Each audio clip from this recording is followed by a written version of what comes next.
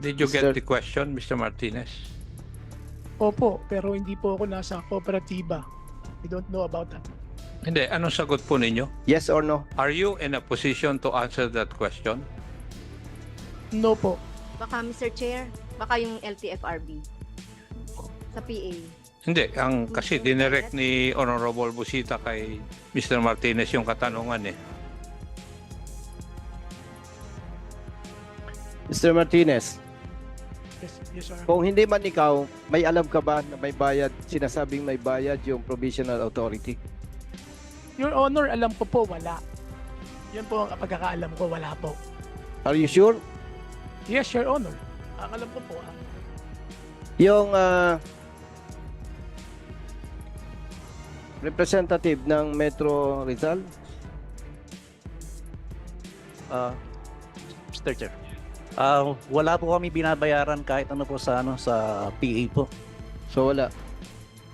Mr. Martinez, no? Sigurado ka wala? Please, be honest. yes, based ang alam ko po, Mr. Hindi. Chair. Ikaw kasi, Mr. Martinez, ang nag-ayos lahat ng papeles ng transport group na ito. Alam ko yun. Kaya huwag ka magsinungaling. Opo, Your Honor, pero binigay ko na po lahat sa kanila paano nila aayusin.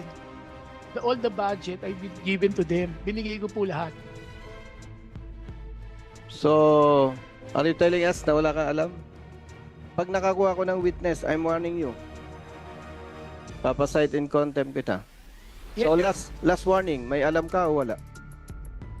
Pag nag-produce ako ng witness, papakulong kita. May alam ka o wala? Mr. Chair, paano po bang alam regarding ano po yung direct Yung sinasabing may bayad sa provisional authority. Alam ko po, Mr. Chair, wala. Pero So, wala. Opo. Okay, wait and see. Magpo-produce ako ng witness. Mr. Chair, thank you. Mr. Martinez, hindi po ako naniniwala doon sa sinasabi ni Honorable Fernandez na i-account mo lang ay 2 point something. Yes. Your Honor, Would you agree with me? yes, Your Honor. Yes. Matanong lang kita, Iho. Sige. Magkano ba yung gastos bago kayo naghati ng transport? Nasa around 4.5 million po, Your Honor. Iyon ang tinatawag mo dati na processing. Yes, Your Honor. Yes. Kung alisin natin yung 4.5 doon sa 14 something, less than 10M ang natitira. Tama? Yes, Your Honor. Kasi hindi mo masabi sa akin. Sinabi mo yung 16M minus 2, 14 something ang matitira. Yung 2, sinabi mo, commission mo Yes, Your Honor. kanina. So may natitira na 9.5. Ang tanong ko, saan napunta yon? Sa kooperatiba po, binigay ko po lahat, Aha. Your Honor. Binigay mo po lahat sa kooperatiba. Yes, Kagaya ng tanong ni Honorable Fernandez, may ebidensya ka ba na naibigay sa kooperatiba? yes, So po. I hope Yes, the Your Honor. Honorable Fernandez would believe in me na hindi lang 2.1 yung kwan. Kasi nandun na yung nagbigay mismo, sinabi na niya eh. So 9 point something ang naibigay sa kooperatiba as per your allegation. Yes, po, Your Honor. And the evidence are, or the pieces of evidence are, Ito pong aking mga binigay Oh. po sa inyo na yes. message. Pwede bang sabihin mo sa akin, sino yung lolo? Eh dito sa communication nyo, may lolo eh. Siguro po, pwede nyo itanong yan doon sa nag-text sa akin. Sino ba yung nag-text sa'yo? Si Miss Julie Tablan po, Your Pwede Honor. po ang malaman, Madam Tablan, kung sino yung lolo binabanggit ninyo dito sa text na humihingi ng cash advance na 500,000? Opo, yun po yung tawag ko lang kay Chair. Yung akin din pong dating boss, ganoon din po ang tawag ko sa lolo po. Sino yun? Si Chairman Raul po. Chairman Asuncion. So, Mr. Asuncion, kayo po yung lolo? Na binabanggit ni Juan? Nakas- Ay, hindi, tinatanong ko po kayo. Yes po, sir. Yes. So, umamin din po kayo na sinabi nyo kay Madam Tablan na magkas-advance kayo ng 500,000 kay Mr. Martinez? Wala po ako nare-recall na sinabi ko po yan. Your Honor. Ginagamit po niya yung pangalan nyo para magkas-advance ng 500,000. Sige, maghulugan na kayo ngayon. Hindi po Para sa... kayong mga pulis na inimbestigahan ko eh. Your Honor, talagang hindi ko po alam yung 500,000 na sinasabi. Pero nandito po yung ebidensya ng mga kwan eh. It's either you or Madam Tablan would be lying. Tama. Wala po dun sa kwan kay Mr. Martinez at saka kay kwan. Kasi alam ko na yung buong istorya ni Mr. Martinez eh. Oo. Alam ko na. Oh. Nasa inyo ngayon ang burden. Kayong dalawa ngayon, within doon sa authorities ng transport, ang nagsisinungaling. Can I be acknowledged, sir? Yes. Yes, unang-una po, sir. Si Alpha po, hindi po namin alam na siya po yung nagpipinance nung sa aming Metro Rizal. Naalaman ko na lang kay Mr. Mabilog lately po. Kaya ako po yung nagtataka kasi nga may lumabas na vouchers na if I recall, that's how much cost to 2,050,000.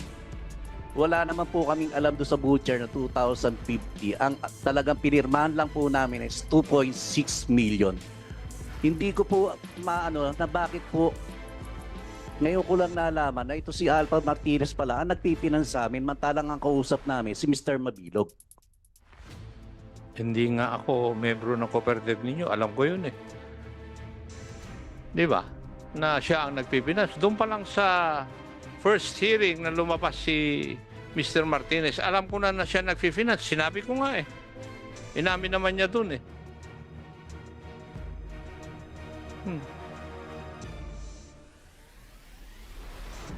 Kasi yung sinasabi ninyong pangalan, kumpare ko eh. Kaya hindi magsisinungaling sa akin. From the very start, alam ko na yung istorya. Kaya para na rin kayo yung mga pulis eh, naghulugan nung malaman yung ebidensyang hawak ko. Diba?